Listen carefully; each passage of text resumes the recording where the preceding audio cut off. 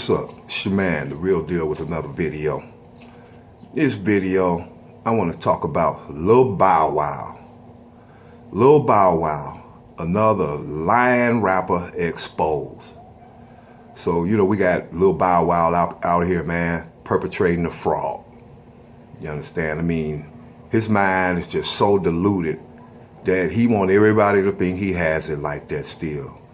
You know what I'm saying? He's so desperate, man. His psyche, his mentality, that he actually posts pictures of a jet plane and a car. This is how I'm rolling. You know what I'm saying? And then come to find out a passenger spotted his ass flying coach. He should be embarrassed, man. But it's not funny. Once again, I've done videos about hip-hop culture. A lot of the elders and, the OGs that remember when hip-hop was hip-hop, has been putting out videos about the fuckery and the bullshit that the hip-hop industry is on. You know what I'm saying? How it's corrupting the mind of the young, and a lot of the mind of the older people is just gone. Because everybody's been living this hip-hop culture that's really has gotten worse for the melanated community in the last, I'm gonna say, 20 years maybe. You know what I'm saying? Because 30 years ago, 35 was when, you had positive raps, man, and by the late 90s it started taking a dramatic turn. To materialism and how many women you can get, or how disrespectful you can be, to your own sisters out here. The fashion statements that some of these young men is making, you understand, is a result, of modern day hip hop, man. Now, let's touch a little bit on financial stability in the melanated community. Is something that we really, really need, man. Or at least educate yourself somewhat about economics, man, in that mighty dollar bill or that weak dollar bill. You understand? Look, just because you have $1 million, and listen close, young brothers, just because you have $1 million that just appeared before you, you know what I'm saying?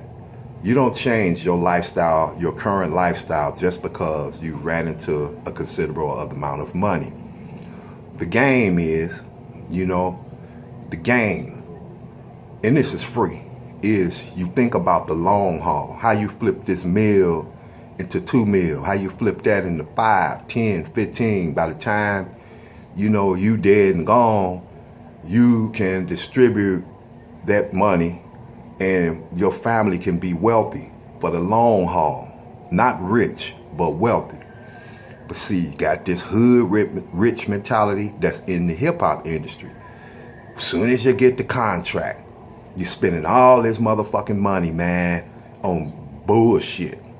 Now, I remember when Lil Bow Wow, it was his 16th birthday. It was on television. Or maybe it was his 21st birthday.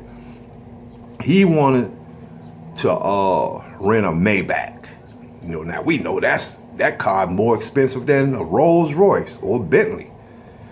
And I didn't see that whole thing, but I remember there was a TV series or something like that with Lil Bow Wow, whatever, on MTV, VH1. Some of you subscribers or who's ever watching this, you know what I'm talking about.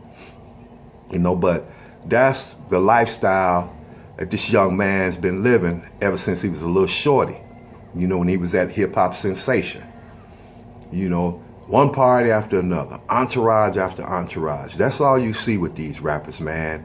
They in the club, you know what I'm saying? They popping bottles, you got all these fine dime pieces, taking Instagram photos with them. They putting their life on blast on Twitter and Facebook and everywhere else.